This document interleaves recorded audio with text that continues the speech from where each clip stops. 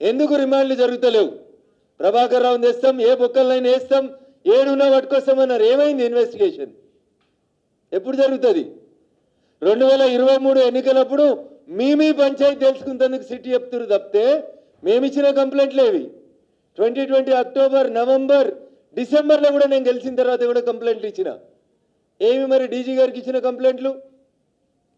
మాకేం సంబంధం లేదు, మా మీదైన కేసులకు సంబంధం లేదు. అంటే ఇది ఒక నాటకం అన్నట్టు. ఇటు టీఆర్ఎస్ ఇటు కాంగ్రెస్ కలిపి ఆడుకున్నట్టు, నేను కొట్టినట్టు చేస్తాను, ఏడ్చినట్టు చేయని ఆడుకునే నాటకంగా తప్ప ఇంకొకటి చిత్తశుద్ధి లేదు. ఏ యాంపుల్ ఎవిడెన్స్? దుబ్బాక ఉప ఎన్నికలో పోలీసులు మా ఫోన్లో ఏ రోజు ఎవరు వేసినారు, ఇన్నదెవరు, ఏమేమి చేసిరని నేను చెప్పేందుకు సిద్ధంగా ఉన్నా. పిలిచే ధైర్యం సిట్కి ఎందుకు లేదు? అంటే మీరు you want to compromise the case, political vendetta, నీకు నచ్చిన వాళ్ళని పిలిచి నచ్చినట్టు రాజకీయం చేసుకుంటా ఉన్నారు. ఇవన్నీ ఇన్వెస్టిగేషన్ చేసి రేపు రాత్రి లాస్ట్కి తెలంగాణ ప్రజల ముందు ఏముంచుతాయంటే, ముఖ్యమంత్రి గారి భాషలో చెప్పాలంటే గాడిద గుడి తప్పితే వీళ్ళు ఏం చేసేటట్లు లేరు. ఇక్కడ కొండందవి వెనకటికో సామెత చెప్తారు, ఎలుకని పట్టిర్రని. వీళ్ళ ఆఖరికి ఎలుకని కాదు ఇంకేం కూడా పడుతుంది కూడా వీళ్ళకి చేతనైతే లేదు.